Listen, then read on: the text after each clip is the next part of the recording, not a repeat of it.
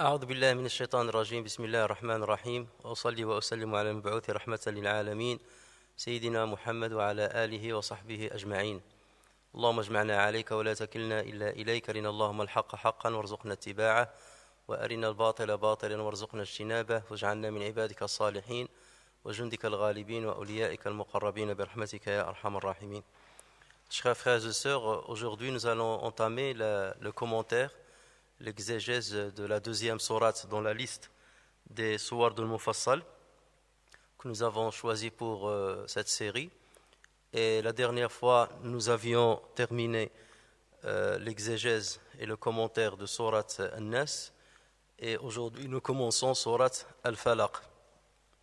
Alors Allah Azza wa Jal dit, Bismillah ar-Rahman ar-Rahim, Qul a'udhu bi rabbil falaq, min sharri ma khalaq, wa min sharri ghasiqin idha waqab, wa min sharri nafathati fil uqad, wa min sharri hasidin idha hasad. Donc comme vous le voyez, cette sourate est composée de 5 versets. Dit, je cherche protection auprès du Seigneur de l'Falaq, on expliquera ce qu'est le Falaq, contre le mal des êtres qu'il a créés, contre le mal de l'obscurité quand elle s'approfondit, contre le mal de celle qui souffle sur les nœuds et contre le mal de l'envieux quand il envie. Alors, s'agissant de la révélation de cette sourate, ce qu'on peut dire, c'est exactement ce qu'on a déjà dit avec sourate An-Nas. Pourquoi ? Parce que ces deux sourates ont été révélées en même temps. Et nous avions vu avec sourate An-Nas que les savants ont divergé quant au lieu et à la cause de la révélation. Pour certains, ces deux sourates ont été révélées à la Mecque. C'est que les Qurayshites avaient demandé à quelqu'un parmi eux qui était réputé d'avoir un mauvais œil de jeter un sort sur le prophète sallallahu alayhi wa sallam. Et c'est ainsi qu'Allah Azza wa Jal lui révéla ces deux sourates, entre autres, pour demander protection auprès de lui contre le mal de cet homme-là ou de tout autre homme qui peut lui nuire. Donc là, ça serait pour cette raison que cette sourate serait révélée à la Mecque. Et dans ce cas, c'est une sourate qui est mécoise. Le deuxième avis, et là aussi on l'a détaillé la dernière fois, enfin pour sourate An-Nas, cette sourate a été révélée avec sourate An-Nas à Médine. Lorsque le prophète sallallahu alayhi wa sallam a été touché par la sorcellerie de Labid ibn al-A'sam, cet homme-là qui avait profité d'un jeune homme juif qui travaillait chez le prophète sallallahu alayhi wa sallam, d'un valet juif qui travaillait chez le prophète sallallahu alayhi wa sallam, il lui a demandé de lui donner quelques cheveux du prophète sallallahu alayhi wa sallam, et il a utilisé ces cheveux-là avec un peigne, et on a parlé de cela, il a mis des nœuds et il a jeté tout ça dans un puits. Et le prophète sallallahu alayhi wa sallam a été touché, elle a été négativement impactée par cette sorcellerie, au point qu'il croyait avoir fait certaines choses, telles qu'avoir eu un rapport avec sa femme, alors qu'il ne l'a pas eu. Et donc c'est suite à cet événement que cette sourate, ainsi que sourate An-Nas, ont été révélées. Mais bien entendu, rien n'empêche de penser que les deux sourates ont été révélées à la Mecque. Et lorsque le prophète sallallahu alayhi wa sallam a été touché par la sorcellerie à Médine, Allah Azza wa Jal lui envoya l'ange Jibril pour lui demander de réciter ces sourates. Autrement dit, de lui dire, voilà, tu as déjà la guérison dans les sourates que je t'ai déjà révélées, relis-les. Donc c'est-à-dire le deuxième avis n'empêche pas, le premier, le fait qu'il y ait des hadiths qui témoignent que le prophète sallallahu alayhi wa sallam a été touché par la sorcellerie et que Jibril est venu lui parler de ces sourates-là, n'empêche pas que ce n'est pas une deuxième révélation, mais c'est seulement un rappel de la première révélation de sourate An-Nas. Comme quoi cette sourate peut te servir aussi afin que tu puisses te détacher de l'effet de la sorcellerie. Donc on peut, en regroupant ces deux avis, dire que la sourate a été révélée à la Mecque et que Jibril alayhi salam a expliqué au prophète sallallahu alayhi wa sallam qu'il pouvait aussi l'utiliser pour se protéger contre le mal de la sorcellerie. S'agissant maintenant de l'intitulé de cette sourate, la majorité des savants l'intitulent Suratu al-Falaq, en référence au dernier mot du premier verset. Qul a'udhu bi rabbi al-Falaq. Donc il a été intitulé par ce dernier mot qui, comme on va le voir, a beaucoup de portée. C'est un mot qui est polysémique, qui a plusieurs explications. et qui concorde avec l'objet justement de cette sourate. Le deuxième intitulé, c'est Sourate Qul a'udhu bi rabbil falaq. Quelque part, tout le premier verset est devenu le titre de cette sourate. Sourate Qul a'udhu bi rabbil falaq. Pourquoi la surnommer ainsi? C'est parce qu'il y a parmi ceux qui ont adopté ce deuxième avis, il y a quelques savants qu'on va citer tout à l'heure, mais en tout cas, ces savants se réfèrent à un hadith qui a été rapporté par Nasa'i et d'autres comme l'imam Ahmed sur Uqba ibn Amir radiyallahu anhu qui dit: j'ai suivi le prophète un jour j'ai suivi le prophète sallallahu alayhi wa sallam alors qu'il était sur sa monture. J'ai alors posé ma main sur son pied et je lui dis: Ya Rasulallah, aqri'ni surata Hud wa surata Yusuf. Lis-moi surat Hud ainsi que surat Yusuf. Et le prophète sallallahu alayhi wa sallam me répondit: tu ne liras pas plus méritant auprès de Dieu que Qul a'udhu bi rabbi al-falaq. Lan taqra'a shay'an ablagha 'inda Allahi min Qul a'udhu bi rabbi al-falaq. Dans une autre version, il lui a dit: tu n'iras pas plus méritant auprès de Dieu que sourate Qul a'udhu bi rabbi al-falaq. Il y a aussi une autre version qui dit: tu ne liras pas plus méritoire auprès de Dieu que sourate Qul a'udhu bi rabbi al-falaq et sourate Qul a'udhu bi rabbi an-nas. Donc là, c'est comme si le prophète sallallahu alayhi wa sallam a donné comme titre de cette sourate Qul a'udhu bi rabbi al-falaq, alors qu'il pouvait se contenter de dire que sourate al-falaq.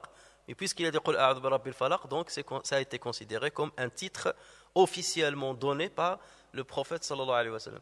Et c'est pour cela que l'imam al-Bukhari rahimahullah, dans son sahih, dans son authentique, lorsqu'il parle de cette sourate, dans le titre, il a dit sourate Qul a'udhu bi rabbi al-falaq. Donc le Bukhari a adopté ce titre-là en faisant référence à ce hadith que je viens de citer. Et ce hadith a été authentifié par l'Albani ainsi que par Shu'aib al-Arnaout, qui est un grand savant aussi de hadith. Le troisième intitulé qui a été donné à cette sourate, mais cette fois-ci en association avec sourate Nas, autrement dit, c'est un intitulé qui est donné aux deux sourates en même temps, c'est sourate al-Mu'awwidhatayn. Et ça, on l'a déjà dit. Sourate al-Mu'awwidhatayn. Mu'awwidhatayn, ça veut dire les deux sourates protectrices, ou les deux sourates par lesquelles on demande la protection. Donc, sourate al-Mu'awwidhatayn. Donc là aussi, c'est un titre qui lui a été donné, sauf que la majorité écrasante des savants n'ont pas donné le titre au singulier à sourate al-Falaq. À part un seul savant, à savoir Ibn Atiyya al-Andalusi. Là, c'est une grande référence andalouse dans l'exégèse du Coran. Il est né en 481 de l'Hégire et mort en 541 de l'Hégire. Donc lui, il l'a appelé Al-Mu'awwidhatul Oula, la première Mu'awwidha. Et Surat Nas, il l'a appelé Al-Mu'awwidhatul Thaniya, la deuxième Mu'awwidha.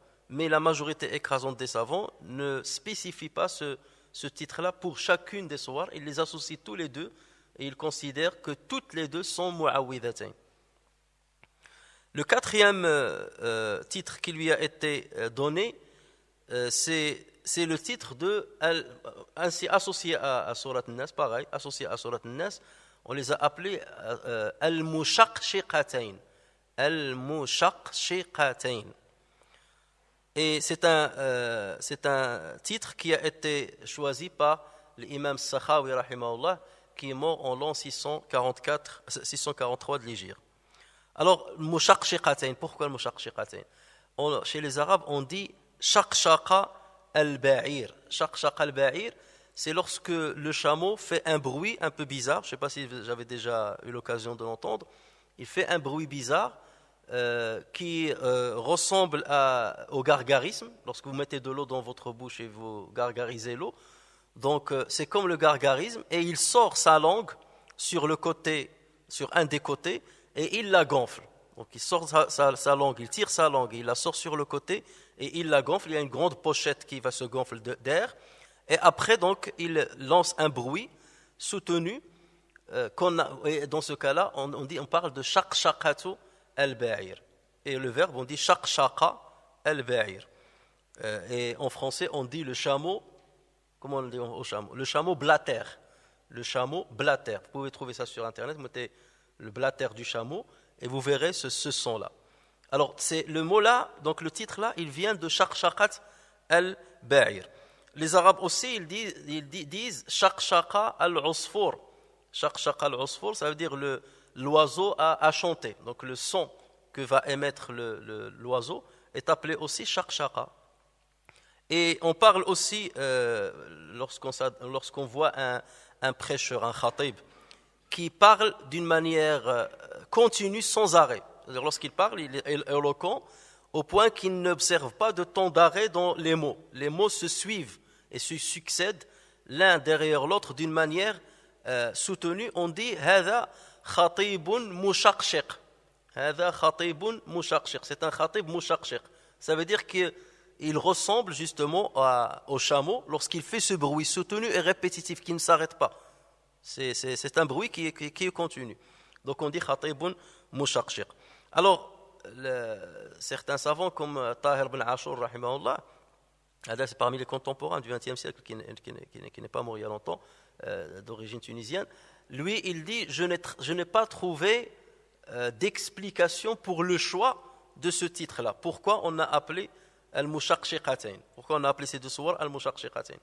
Mais on peut penser que peut-être c'est parce que les versets sont petits et ils se répètent et ils sont de la même forme, de la même tonalité, que ce soit pour surat al-falaq ou surat al-nas. Qul a'udhu bi rabbil falaq min sharri ma khalaq min sharri ghasiqin idha waqab min sharri nafathati fil 'uqad min sharri hasidin idha hasad.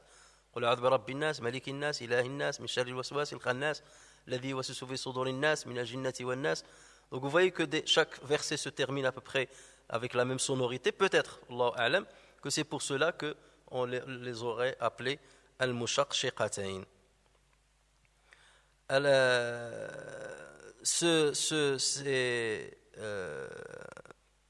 Pour d'autres savants, en fait, le mushaqshiqatayn, ça veut dire celle qui protège de l'hypocrisie.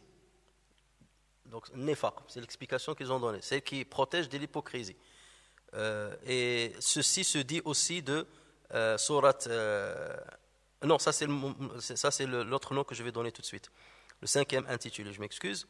Le cinquième intitulé donc qu'on a donné à cette surah, associé aussi à surat An-Nas, c'est al-muqashqishatayn. Alors, regarde, il y a une différence. Pour le premier, c'est al-mushaqshiqatayn. Le shin vient avant le qaf. Al-mushaqshiqatayn. Pour l'autre nom, le cinquième intitulé qu'on a donné, c'est al-muqashqishatayn. Le qaf précède le shin. Al-muqashqishatayn. Et cet intitulé a été donné par l'imam al-Qurtubi ainsi que par l'imam az-Zamakhshari rahimahumullah. Et le Qurtubi dit qu'elle s'intitule ainsi parce qu'elle protège de l'hypocrisie.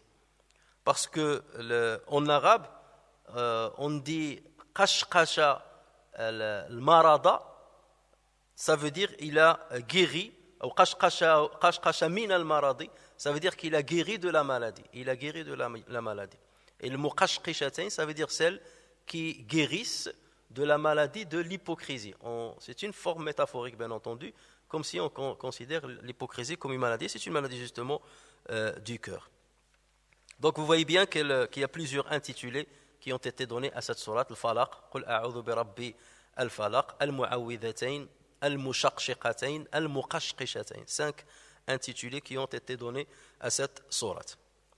Maintenant, pour les mérites de cette sourate, elle a énormément de mérites et c'est pour cela que le prophète sallallahu alayhi wa sallam a demandé à ce que les musulmans la lisent, ainsi que sourate An-Nas. Comme on l'a dit lorsqu'on a expliqué sourate An-Nas, on a parlé des mérites de sourate An-Nas, c'est pour cela que le prophète sallallahu alayhi wa sallam a demandé à ce qu'on la lise comme ruqya contre la maladie, donc pour guérir la maladie. On l'a fait aussi pour se protéger contre le mal, comme d'ailleurs on va l'expliquer, le prophète sallallahu alayhi wa sallam a incité à ce qu'on la lise avant de dormir, à ce qu'on les lise toutes les deux avant de dormir, à ce qu'on les lise après les prières, après chaque prière avec ayat al-Kursi et surat Qul huwallahu ahad. Et on a vu aussi que même pour la prière de l'witr, certains savants, comme les Malikites par exemple, voient que sur le dernier raka'a de al-witr, on lit Qul huwallahu ahad ainsi que Qul a'udhu bi rabbil falaq et Qul a'udhu bi rabbin nas, alors que d'autres écoles considèrent qu'il suffit de lire Qul huwallahu ahad. Donc tout ceci montre le mérite de cette sourate. Et donc pour le connaître encore plus, il faut revenir à ce qu'on a dit sur sourate An-Nas. Alors commençons maintenant par le premier verset. Qul a'udhu bi rabbi al-falaq. Donc Qul, Allah Azza wa Jalla, comme on a dit, exactement comme sourate An-Nas, il s'adresse au prophète Mohammed sallallahu alayhi wa sallam et il lui montre ce qu'il faut dire, et par son biais, il explique aux musulmans aussi ce qu'il faut dire pour demander protection auprès de lui contre les mots que nous allons citer ou qui ont été cités dans cette sourate.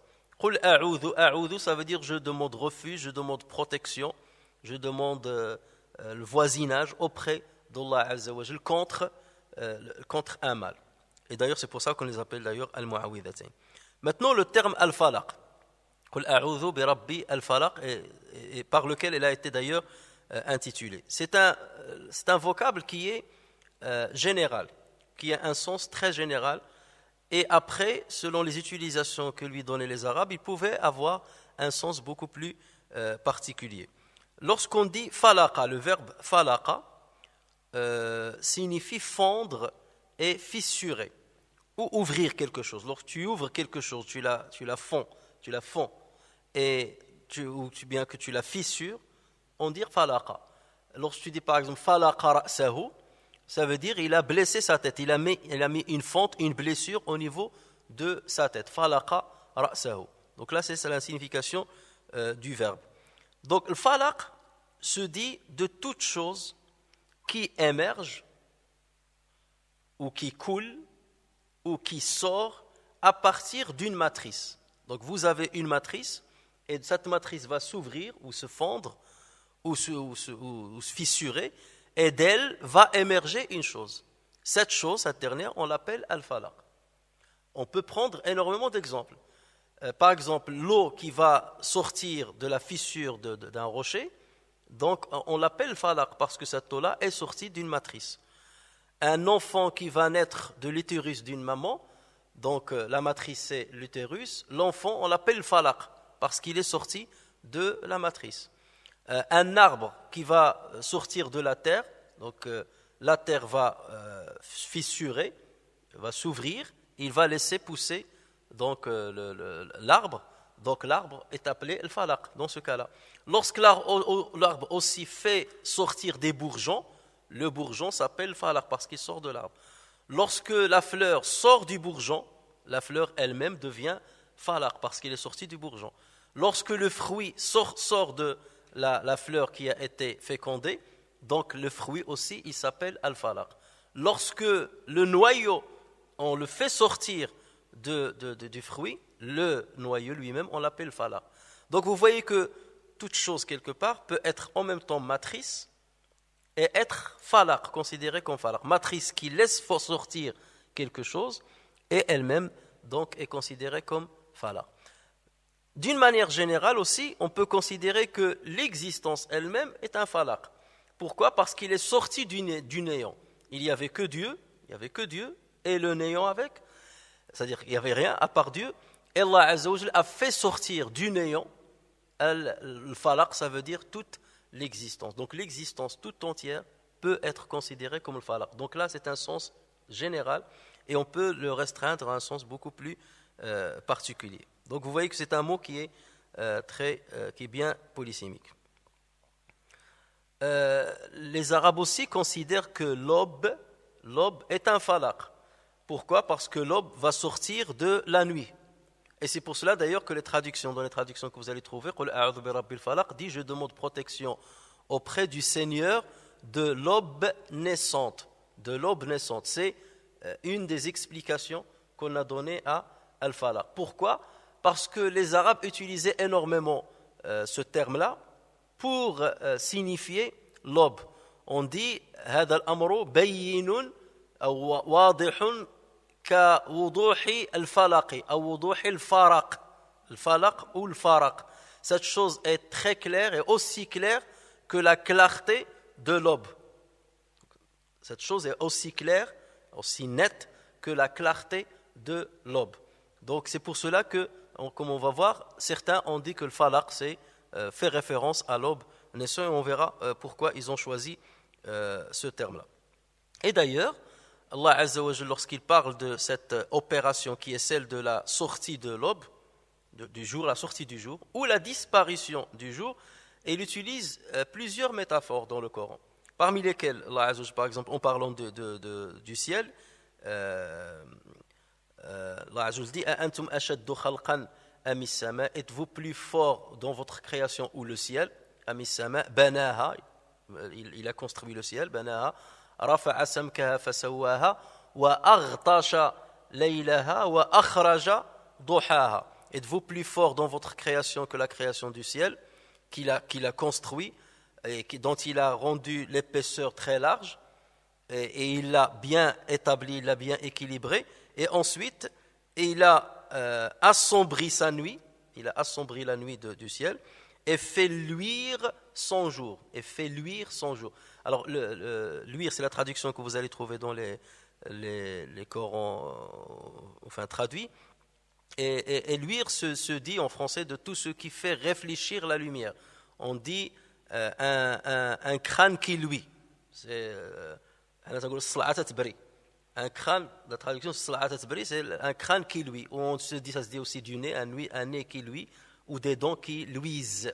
Ça veut dire qu'ils sont très brillants, qui réfléchissent de la lumière. Donc Allah Azza wa Jalla, en parlant de la sortie de l'aube, du jour, donc il utilise aussi ce terme, akhraja. Dans ce cas-là, il dit akhraja. En parlant de l'inverse, la disparition du jour et la sortie de la nuit, Allah Azza wa Jalla dit wa ayatul lahumul laylu naslakhu minhu an-nahara fa idha hum mudlimun.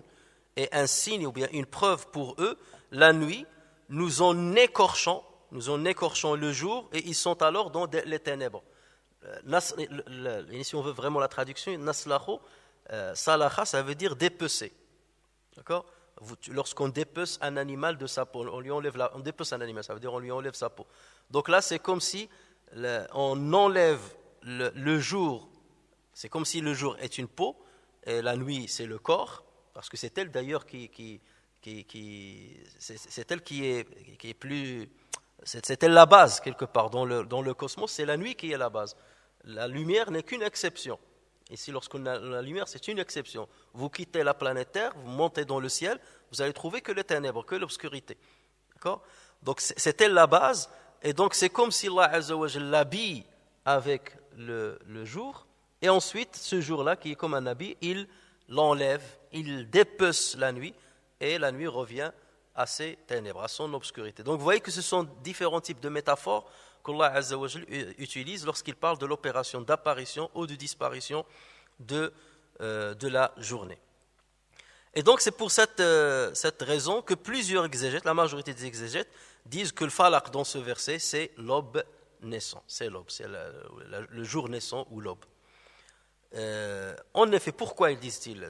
On peut croire que c'est plutôt cela. C'est parce que c'est dans la nuit que la majorité des problèmes arrivent, les grands maux arrivent pendant la nuit.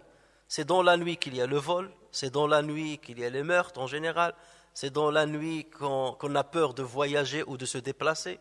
Personne n'ose se déplacer dans la nuit, donc maintenant on le fait avec les moyens artificiels, mais malgré cela, il y a toujours une peur et une crainte qui résident dans le cœur. Même lorsque vous prenez votre voiture la nuit, vous n'êtes pas aussi rassuré que lorsque vous la conduisez le jour. C'est dans la nuit qu'il y a ce qu'on met le plus, l'adultère. C'est dans la nuit que les pervers et ainsi de suite sortent à l'extérieur pour faire ce qu'il ne faut pas faire. C'est dans la nuit où on ne peut pas secourir les gens. Si vous avez des gens qui ont coulé dans la mer, ou des gens qui ont été perdus dans les montagnes, dans la nuit, on arrête les opérations de secours. Donc il y a beaucoup plus de difficultés à secourir les gens dans la nuit que dans le jour. Donc c'est pour cela que la nuit a toujours eu dans l'esprit des êtres humains une connotation négative. C'est le côté sombre, c'est le côté où il n'y a pas de clarté, où on ne voit pas beaucoup, où les animaux féroces sortent, les animaux venimeux, les animaux vénéneux. Donc c'est là où, justement, enfin, ça se dit des plantes vénéneuses, c'est là où justement qu'on a le plus de mal. Et donc c'est lorsque le jour sort, lorsque le jour apparaît, c'est quelque part une sécurité qui revient aux êtres humains. Et vous le remarquez, vous êtes en voyage pendant la nuit, vous êtes dans la difficulté et tout. Dès que le soleil se lève, là, vous ressentez une certaine sécurité. C'est là où, par exemple, les opérations de sauvegarde commencent. C'est là où même les malades, c'est pendant la nuit qu'ils souffrent le plus, soit parce qu'ils ne trouvent pas le médecin, soit parce qu'ils ne peuvent pas bouger, soit parce qu'il y a trop de calme. Et dans ce cas, ils entendent beaucoup plus leur souffrance. Et le jour, donc, ils ont plus d'accès aux moyens médicamenteux, par exemple, pour alléger un petit peu leur souffrance. Donc, toujours, la sortie du jour a une connotation positive. C'est là où on va travailler, c'est là où on va gagner de l'argent, c'est là où... Donc, elle a toujours une connotation positive, et la nuit, elle a toujours une connotation négative. Au point que dans certains peuples qui étaient polythéistes, ils considéraient la nuit comme le dieu du mal. Considéraient la nuit comme le dieu du mal. Et donc, c'est pour cela que ces savants-là, la majorité disent que le falaq c'est as-subh, c'est l'aube. Pourquoi? Parce qu'on demande à Allah Azza wa Jal, qui a facilité les moyens de faire sortir l'aube après la nuit, cette nuit qui est mauvaise, il a fait sortir, il a eu les moyens de faire sortir l'aube de la nuit, il a les mêmes moyens pour faire sortir les gens de tous les problèmes dans lesquels ils vivent et d'enlever et d'estomper tous les maux qui peuvent les toucher. Donc vous voyez la concordance entre pourquoi on s'adresse à au Seigneur de l'Falaq. D'accord? Pourquoi on s'adresse au Seigneur de l'Falaq? Parce que autant par le Falaq, il a fait revenir la sécurité, il a permis aux gens de se soigner, il a permis aux gens de retrouver la sécurité, autant il est capable d'enlever les maux à toute personne qui y a été touchée et qui s'adresse à Allah Azza wa Jal afin de la protéger. Donc voilà la première explication de Al-Falaq, c'est l'aube. La deuxième explication qui a été donnée par certains exégètes, comme l'imam Dahhak, lui aussi c'est une référence au niveau de l'exégèse du Coran.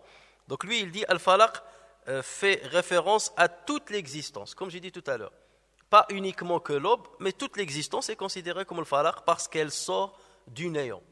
Et dans ce cas, ça concorde, puisqu'on s'adresse au Seigneur de l'Falaq, ça veut dire au Seigneur de toute l'existence. C'est lui qui a créé toutes les créatures, aussi bien les bonnes que celles qui peuvent nuire, aussi bien qui peuvent nous faire du bien, que celles qui peuvent nous faire du mal. Et donc, puisque c'est lui qui les a créés, donc il est plus à même de contrôler ces créatures qui nous font du mal et de stopper leur mal pour qu'ils ne nous touchent pas. Donc là aussi, selon cette explication-là, ça concorde. Je m'adresse au Créateur de tous ceux qui nous entourent pour me protéger du mal de certaines de ces créatures qu'il a créées. Donc cette explication aussi se vaut par rapport à la première qui a été donnée par la majorité des savants. Il existe aussi une troisième explication qui a été donnée par quelques savants qui disent que le falaq fait référence uniquement aux graines et aux noyaux des fruits. Le noyau qu'on sort des graines des fruits. Aux graines et aux noyaux des fruits. Et eux, ils disent, c'est-à-dire la preuve, c'est qu'Allah Azza wa Jal fait référence à cela dans un verset, le verset 95 de sourate Al-An'am.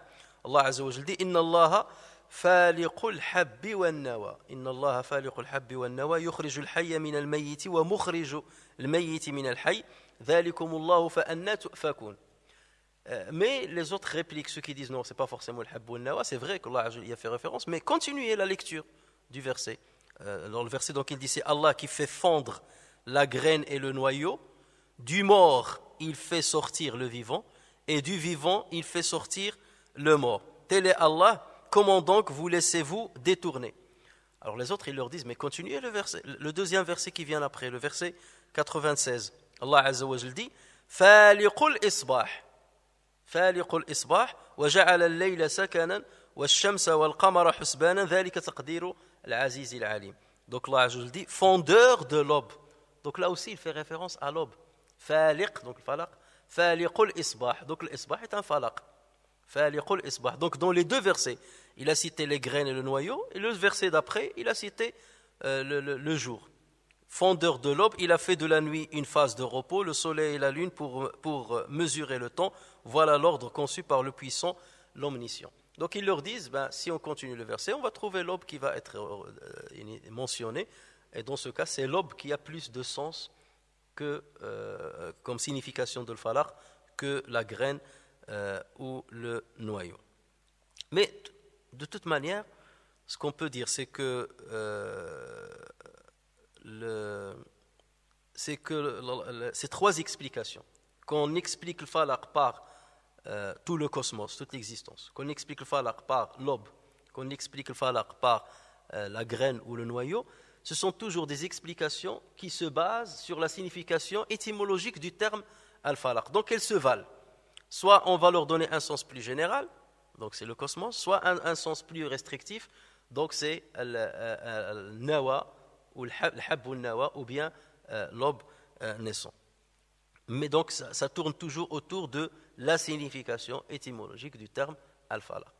Il y a, ceci dit, une quatrième explication qui a été donnée aussi par des exégètes, et c'est que le falaq serait une demeure, baytun, une demeure dans l'enfer, baytun fi nar, ou bien une prison dans l'enfer.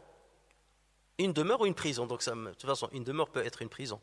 Une demeure ou une prison dans l'enfer, dans laquelle Allah Azza wa Jal met les pires des êtres humains, ceux qui méritent le plus de châtiment, ceux qui ont fait le plus de mal à l'humanité. Donc Allah Azza wa Jal les met dans cette demeure. Et ceci a été rapporté sur quelques savants, et ils disent que lorsque la porte de cette demeure s'ouvre, les habitants de l'enfer vont crier. Ils crient tellement la chaleur qui sortira de cette demeure-là dépasse de loin la chaleur qu'ils sont en train de subir, le feu qu'ils sont en train déjà de subir dans l'enfer. Donc c'est un feu au-dessus de feu que vont subir les gens de l'enfer, qu'Allah Azza wa Jal nous en préserve. Et cette explication a été rapportée sur Abdullah ibn Abbas ainsi que sur Ubay ibn Ka'b radiyallahu anhuma, mais les chaînes de transmission ne sont pas valides, ne sont pas authentiques, qui ont été rapportées, qui se réfèrent à ces deux compagnons. Il y a certains aussi qui ont dit que le falaq, c'est un des noms de l'enfer. Un des noms de l'enfer. C'est comme si on dit, je demande protection auprès du Seigneur de l'enfer. Puisque c'est l'enfer qui, quelque part, qui est la référence de tout le mal qu'on peut imaginer. Donc ça aussi, c'est une explication qui a été donnée, mais rien ne le confirme d'une manière authentique. On a aussi rapporté sur Saïd ibn Jubayr, rahimahullah, qui est un tabi'i, qu'il a dit que le falaq, c'est un puits à l'intérieur de l'enfer. Donc ça va aussi dans le même sens que demeure, prison, un puits, joub. Donc c'est à peu près la même explication et c'est pour le même objectif. Ça veut dire châtier les pires des êtres humains. Le Kalbi, qui est aussi un exégète, a dit que le falaq fait référence à un fleuve dans l'enfer. Donc tout cela, ce sont des explications qui ont été données à le falaq, sauf que cette fois-ci, les dernières explications que j'ai données ne se basent pas sur le sens étymologique du terme le falaq. Donc il dit c'est le nom d'une demeure, c'est le nom d'un fleuve, c'est le nom d'un puits, c'est le nom d'une prison dans l'enfer. Donc là, il n'y a aucun lien avec la signification étymologique du terme. Alors maintenant, passons maintenant au deuxième verset. Min sharri ma khalaq. min sharri ma khalaq, contre le mal des êtres qu'il a créés. Contre le mal des êtres qu'il a créés. Alors là, il faut faire très attention. Min sharri ma khalaq. Allah Azza n'a pas dit min ash-sharri alladhi khalaq. Il n'a pas dit je demande protection contre le mal que Dieu a créé. Il ne faut pas le comprendre min sharri ma khalaq. C'est pas du mal qu'il a créé, non. Du mal des êtres qu'il a créé. Min sharri ma hadid est une référence à ce que Dieu a créé. Et donc là, il faut faire très attention. Pourquoi? Parce qu'on n'attribue jamais le mal à Allah Azza wa Jal. On n'attribue jamais la création du mal ou l'instauration du mal à Allah Azza wa Jal. Donc c'est pas min sharri alladhi khalaq, non, min sharri ma khalaq, du mal des êtres qu'il a créés. Donc ma fait référence aux êtres qu'il a créés et non pas à ce que lui a créé directement. D'accord? Il faut faire la nuance. En tant que musulmans, al-Sunnah al-Jama'a, nous croyons qu'il ne faut jamais attribuer le mal à Dieu. On ne lui attribue que le bien. Et regardez, lorsqu'Ibrahim, on a quelques exemples, lorsqu'Ibrahim alayhi salam parlait de Allah Azza wa Jalla, il a dit Alladhi khalaqani fahuwa yahdin, celui qui m'a créé et c'est lui qui me guide. Walladhi huwa yut'imuni wa yasqin, et c'est lui qui me nourrit et m'abreuve. Wa idha maridtu fahuwa yashfin, lorsque je tombe malade, c'est lui qui me guérit. Il n'a pas dit lorsqu'il me rend malade, il me guérit. Donc on n'attribue jamais le mal à Dieu. Donc il a dit wa idha maridtu, donc il a attribué la maladie à lui. C'est comme s'il est lui-même responsable de sa maladie et non pas Allah Azza wa Jal. Donc on s'attribue toujours le mal, mais ou bien à quelqu'un d'autre, mais pas à Allah Azza wa Jal. Et ça, c'est comme ça qu'il faut, c'est ce qu'il faut croire, et c'est comme ça qu'il faut, lorsqu'on parle, il faut faire très attention à ce qu'on dit. Donc on n'attribue pas le mal à Allah Azza wa Jal. C'est l'exemple des djinns dont Allah Azza wa Jal a parlé dans Surat Djinn, qui ont entendu le Coran. Qu'est-ce qu'ils ont dit? Allah nous a fait part de ce qu'ils ont dit. Ils ont dit wa anna la nadri asharrun urida biman fil ardi am arada bihim rabbuhum rashada. Nous ne savons pas si une nuisance ou un mal est voulu pour les habitants de la terre. Et là, le sujet, ils ne l'ont pas dit. Adam bni lil majhoul. Le sujet, ils n'ont pas dit où leur Seigneur leur veut une guidance. Nous ne savons pas si un mal a été voulu pour les habitants de la terre ou leur Seigneur leur veut une guidance.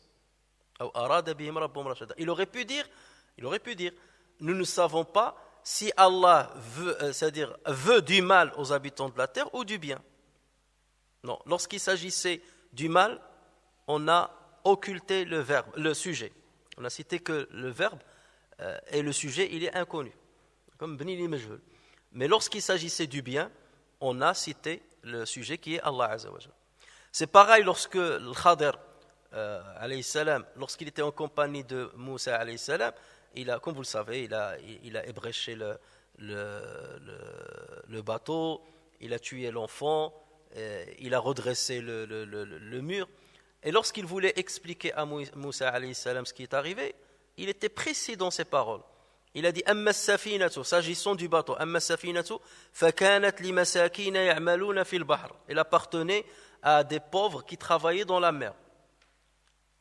Wa kana wara'ahum malikun ya'khudhu kulla safinatin ghasba. Et il y avait derrière eux un roi qui confisquait tous les bateaux. Donc qu'est-ce qu'il a dit? فأردت أن أعيبها. Donc j'ai أما السفينة فكانت مساكين يعملون في البحر كان وراءهم مالك يأخذ كل سفينة غصبا. J'ai voulu les brécher. Donc voilà pourquoi. C'est pour que le roi là ne confisque pas leurs bateaux. Donc là, lorsqu'il a dit ébrécher, il n'a pas dit Dieu a voulu les brécher. Il a dit j'ai voulu les brécher. Donc il a attribué le mal parce que ébrécher un bateau, c'est une opération de mal. Même si la conséquence est bien, malgré cela, il n'a pas voulu l'attribuer à Dieu. Bien que c'est Dieu qui lui a demandé de l'ébrécher. Et lorsqu'il a parlé du mur qu'il a redressé, là c'est un bon acte. Là il a dit « Wa ammal jidaru fakana li ghulamayni yatimayni fil madina wa kana tahtahu kanzun lahuma fa arada rabbuka an yablugha ashuddahuma » Donc quant au mur, il appartenait à deux orphelins qui habitaient dans la ville, et en dessous de lui, il y avait un trésor, et ton Seigneur a voulu qu'ils arrivent à maturité afin d'extraire leur trésor. Puisque là, dans cette opération-là, il n'y a aucun mal, il a attribué le bien à Allah Azza wa Jalla. Arada rabbuka, ton Seigneur a voulu qu'ils arrivent à maturité afin de sortir le trésor. Donc vous voyez, toujours le bien, on l'attribue à Dieu, mais dès qu'il s'agit d'un mal, on ne l'attribue pas à Allah Azza wa Jalla.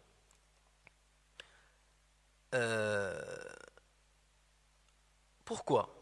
Parce que Allah Azza wa Jalla ne veut pas du mal des êtres humains. Il n'a pas créé les êtres humains pour leur faire du mal. Il a créé les êtres humains.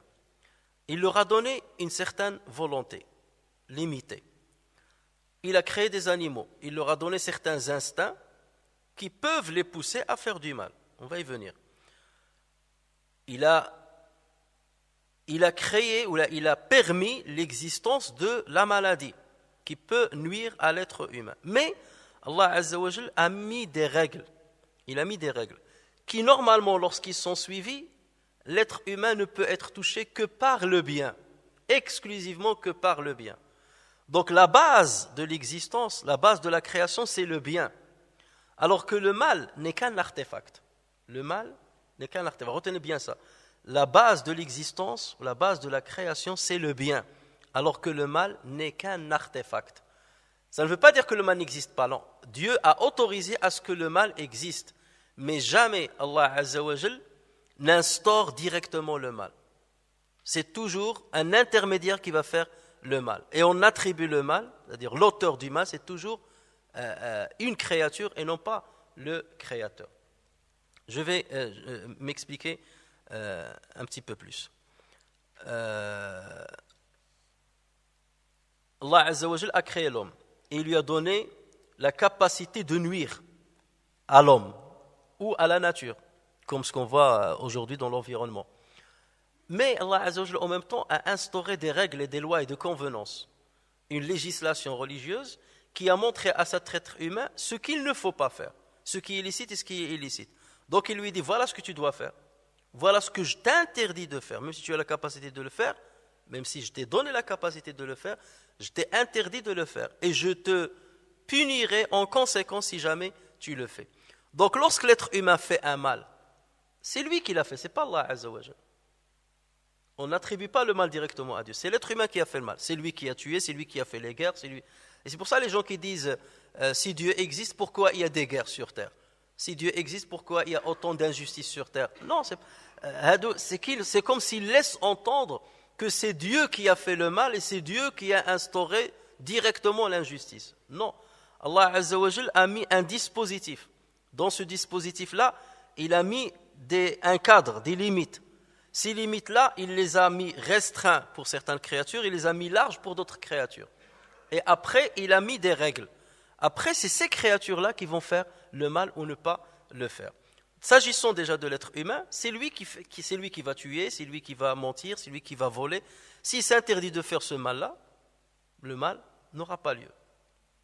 Et s'il le fait, de toute façon, Allah Azza wa Jal va punir. Et celui qui a été victime du mal de l'être humain, Allah Azza wa Jal va le lui récompenser. Il va lui récompenser le mal qu'il a subi. Autrement dit, ce mal-là, il va se faire rembourser dessus. Mais celui qui a fait le mal, il sera jugé en conséquence. S'agissant par exemple de la maladie, nous savons très bien aujourd'hui que la totalité, on va dire la majorité des maladies, sont causées par des éléments qui sont mis en place par l'être humain, ou par son environnement qui l'a changé, ou par la négligence de l'être humain. Parce que tu n'as pas une certaine hygiène de vie, au niveau de tes habillements, au niveau de là où tu habites, tu peux être touché par une maladie. Parce que tu n'as pas un équilibre alimentaire, tu peux être touché par la maladie. Et la majorité des maladies actuelles, les plus répandues et qui assassinent et qui tuent l'être humain, sont à cause du déséquilibre alimentaire ou à cause du déséquilibre que l'être humain a causé dans l'environnement, lequel environnement va réagir négativement par rapport à l'être humain.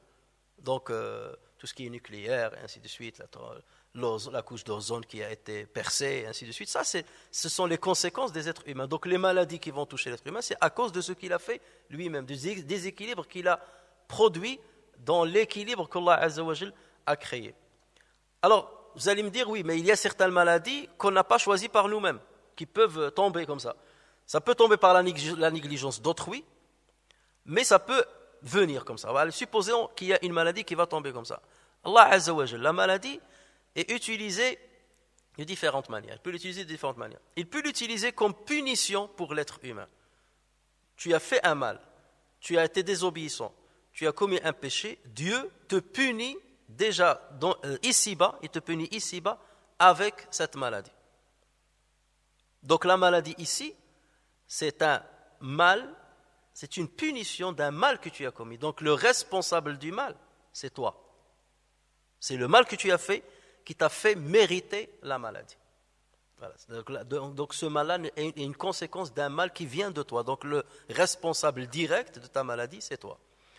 Allah Azza wa Jal peut te toucher par une maladie dont tu n'as pas été l'auteur ou l'initiateur, parce que Allah Azza wa Jal veut élever ton degré.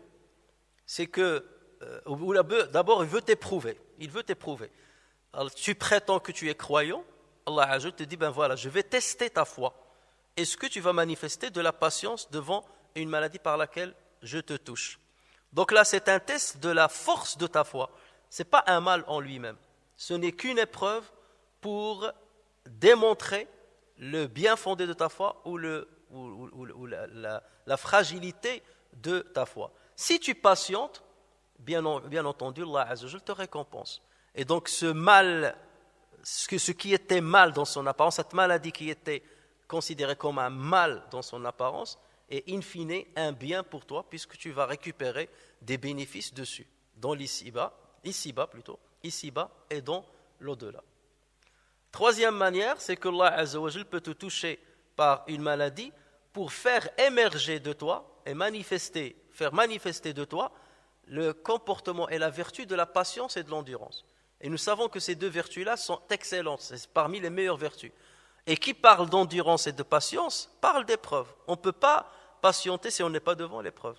Il y a la patience devant, parce que toute épreuve, l'épreuve donc implique patience, théoriquement, si on est bon. Donc dans ce cas-là, c'est pour émerger un bien en toi. Donc la maladie n'est pas un mal lui-même, parce qu'il a fait émerger de toi un bien sur lequel de toute manière tu vas être récompensé. Et après tout, la souffrance de la maladie, quoi qu'elle soit longue, et là c'est de la philosophie, mais c'est la réalité en fait, elle reste éphémère par rapport à la longue vie de l'être humain. On se rappelle de quelqu'un qui était notre proche par exemple, qui avait une grande maladie, une maladie grave, il souffrait. On souffre avec lui, lorsqu'on le voit souffrir, on souffre. Et tu dis ça a duré longtemps, 1 an, 2 ans qu'il souffre, 3 ans qu'il souffre. Mais dès qu'il meurt, qu'est-ce que tu dis? Tu es apaisé et tu oublies cette souffrance. Toi, tu l'oublies parce que tu n'y penses plus. Tu dis, alhamdoulilah, il est mort, il s'est reposé. Il est mort. Après, il s'est reposé du mal d'ici-bas. Alors, on ne sait pas après ce qui va lui arriver. Mais déjà, toi-même, tu oublies tout. Ça veut dire que même la souffrance qui t'accompagnait pendant l'accompagnement de sa souffrance a disparu. Et sa souffrance aussi, elle a disparu. Lorsque tu compares cette souffrance au niveau temporel, par rapport au temps, à l'échelle temps qu'Allah Azza wa Jalla a accordé à cet être humain, tu vois que c'est rien. Ça tombe vers 0 par rapport à l'infini. C'est 0 par rapport à l'infini. Pour ceux qui ont l'habitude de faire l'équation, la fonction limite de fx lorsque x tombe vers l'infini, donc est égal à 0. Epsilon, donc est égal à 0.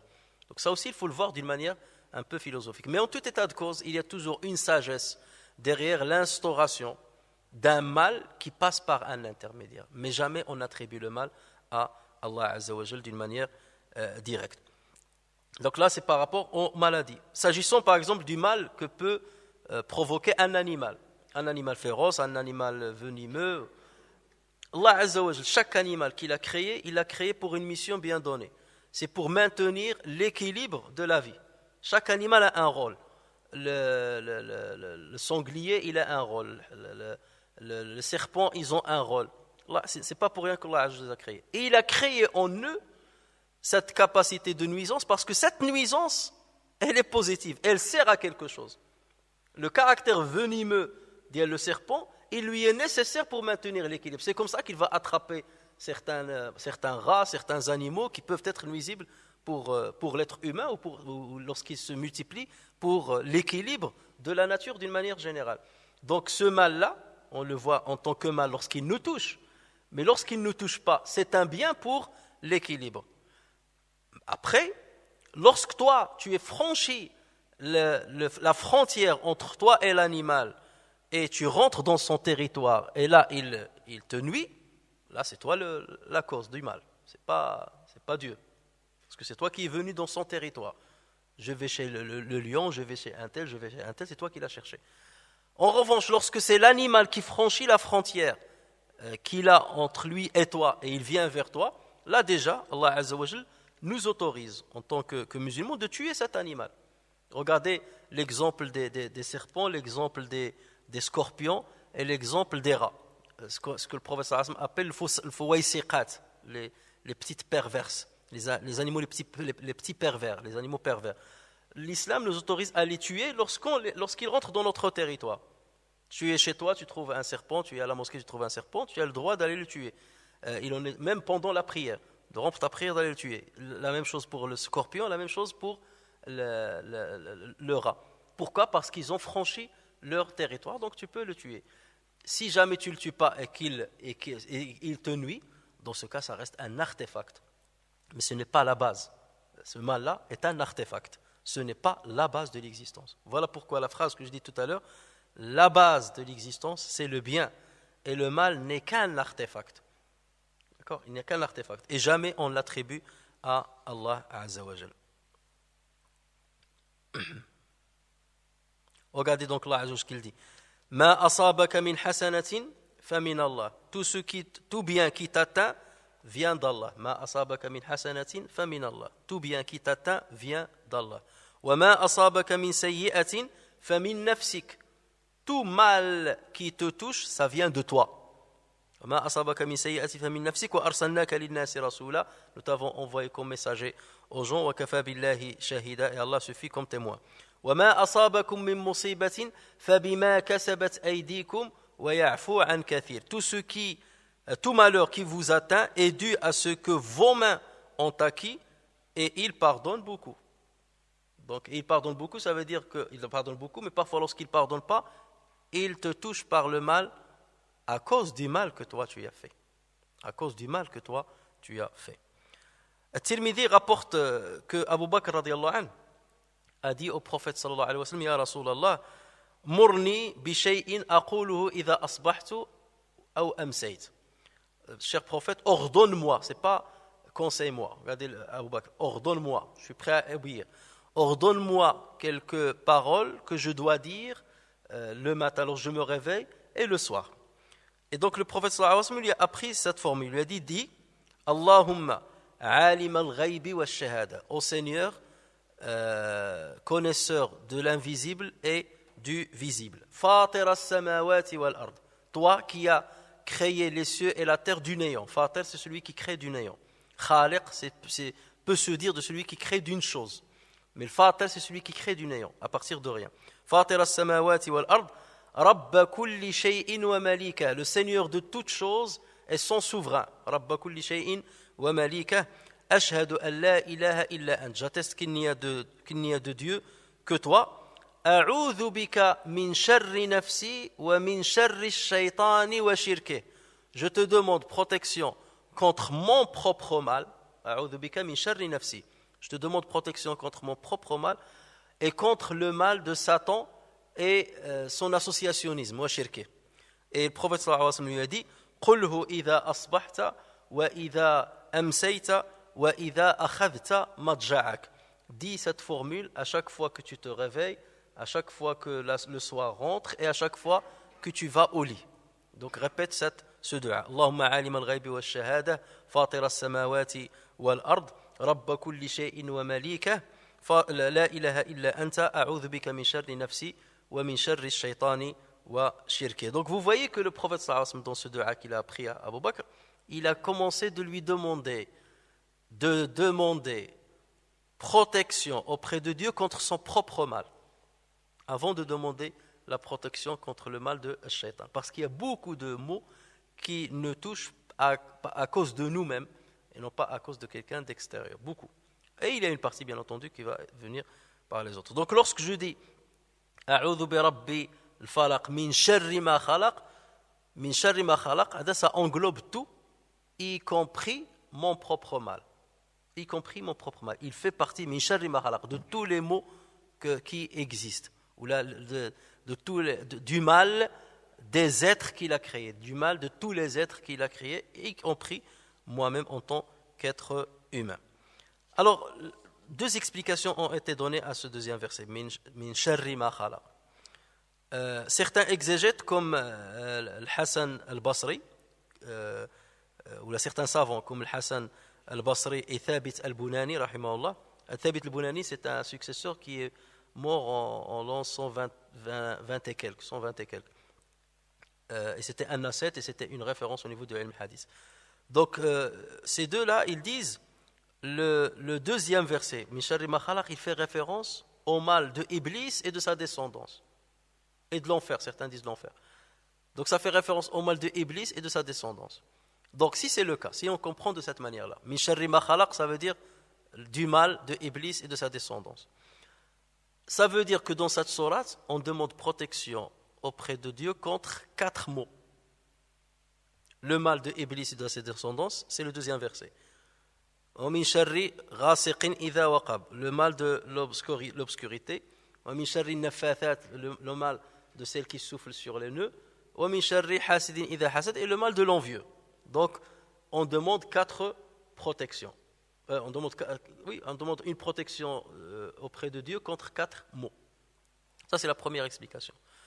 La deuxième explication, c'est que non, ce verset-là, Min sharri ma khalaq, englobe tous les mots. Et les mots qui vont être cités après, ce sont les détails, quelques spécificités de ces mots-là. Ça veut dire, je te demande protection contre tous les mots, parmi lesquels je vais citer 3. D'accord ? Donc le deuxième verset fait référence à tous les mots, et parmi lesquels je vais citer 3. Lesquels ?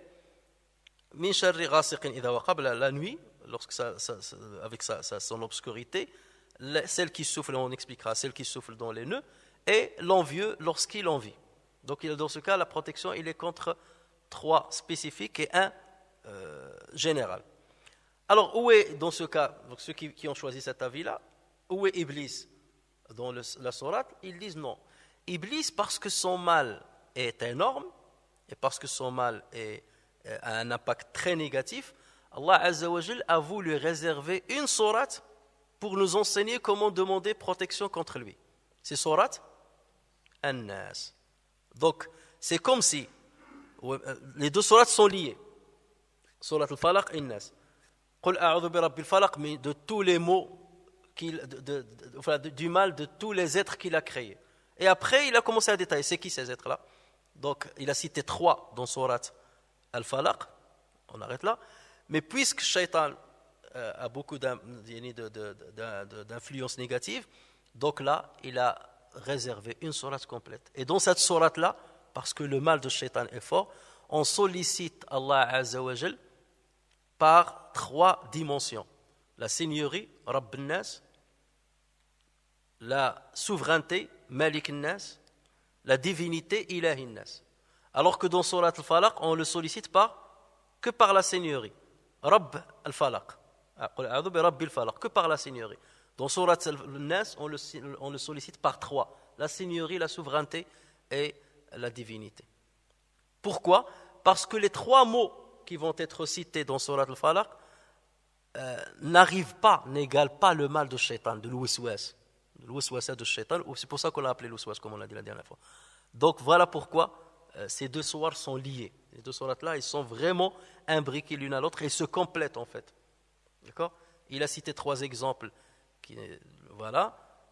et des mots, et ensuite le grand mal de Shaitan, il l'a terminé avec, parce que c'est avec ce mal-là qu'il a commencé le Coran, lorsqu'il nous a cité dans Surat al-Baqarah, tout au début de Surat al-Baqarah, l'histoire de Iblis avec Adam alayhi salam et comment il a sorti Adam du paradis. Donc il a laissé terminer tout le Coran avec ce Iblis-là, et il lui a réservé une sourate à part. Donc vous voyez qu'il y a une certaine harmonie, une certaine logique dans le suivi de ces sourates-là, et dans même la manière de demander la protection. Ici c'est seulement Rabb al-Falaq, alors que dans Surat al-Nas, on le sollicite par Rabb al-Nas, Malik al-Nas, Ilahi al-Nas. Donc on s'arrête à ce niveau-là, Inch'Allah, pour aujourd'hui, et on continuera le reste, Inch'Allah, pour la semaine prochaine. اللهم صل وسلم وبارك على سيدنا محمد وعلى آله وصحبه وسلم تسليما عدد خلقك ورضا نفسك وزينة عرشك ومداد كلماتك. اللهم علمنا ما ينفعنا وانفعنا بما علمتنا وزدنا علما يا أرحم الراحمين. اللهم اجعل القرآن ربيع قلوبنا وجلاء همنا وذهاب أحزاننا. اللهم ذكرنا منه ما نسينا وعلمنا منه ما جهلنا وارزقنا تلاوته آناء الليل وأطراف النهار. وصل اللهم وسلم وبارك على محمد وعلى آله وصحبه أجمعين وآخر دعوانا أن الحمد لله رب العالمين.